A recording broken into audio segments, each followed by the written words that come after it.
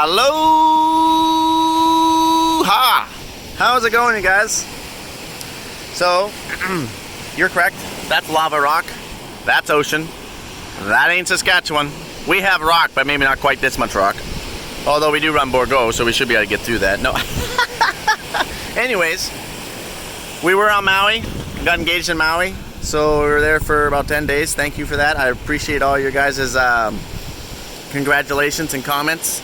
Thank you for taking interest in my life and what I do. I really appreciate that. Ash and I both do. She didn't really like the video. She's not the type of person that likes video. She doesn't like being in the spotlight. I kind of enjoy being in the spotlight, so she tolerates me. So that's awesome. Anyways, we've now flew over to Kauai. Our hotel is over there. Some nice palm trees. Kind of looking into the sun. Sorry about that. There's been lots of whales jumping out there. I was trying to catch one for you. That's what that boat is doing. I think they're just whale watching or fishing or jumping, or I don't know what they're doing. But anyway. So we were here with Corteva. Sorry, I'm getting sidetracked like I always do. We're here with Corteva and a bunch of other farmers from Western Canada.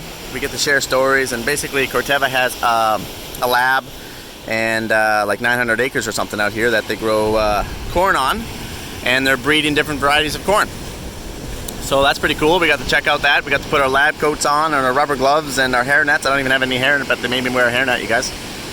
And our safety glasses, and we went and toured. I wasn't allowed to take any video or pictures, of course, but it was still pretty cool. And they used to do sunflowers and soybeans over here as well for breeding, but now they just do corn. And now I don't grow corn, so it wasn't as interesting to me. But it's still pretty cool to see the process of it. And they're working on stuff that's 10 years out, you guys. Also, another interesting fact, they're always testing chemicals over here because they can grow about 4 or 5 crops in 1 year. Makes sense, I guess, given the climate. And I believe they said it was 90, but I could be wrong. But 80 to 90% of all the chemical that we use in North America has come through Kauai at one point in time. So again, pretty interesting. From there, we went to a coffee farm. Kauai coffee has about 3,000 acres of coffee trees, and I quickly realized that coffee isn't my deal.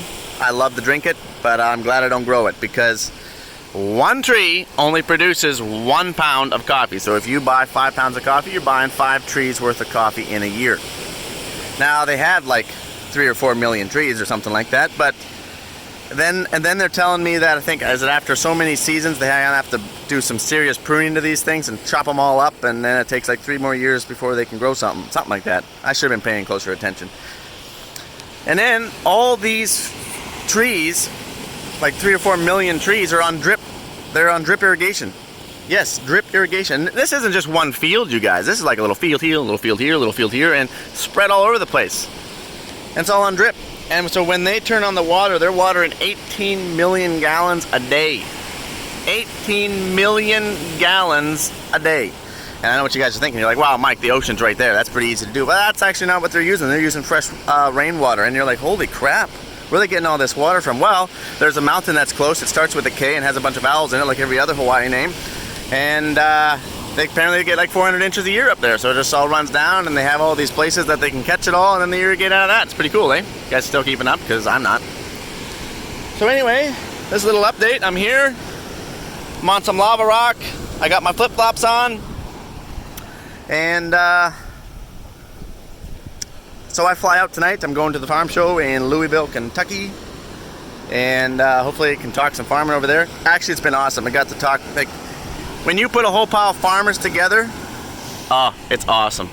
Love it. So anyway, thank you to Corteva for inviting Ashton and I out here. Thank you for showing us your establishments and what you're working on. And get this, guys, they got a bunch of John Deere equipment out here that like they have to, right? They got nice equipment. They got some Miller sprayers, 3 of them that look like they're been built in the 80s because the paint's all faded off of them. They need to put a shed in these things. Like, we need to have a shed, but they really need to have a shed because apparently the sun is super hard on everything here. So, but I was going to give them a hard time. I'm like, for being Corteva Blue, I kind of thought they'd be running New Holland to match the colors. But just throwing that out there. All right, guys. I'm gonna let you go. I gotta go find Ashton, and I will catch up with you on the flip side. Mahalo!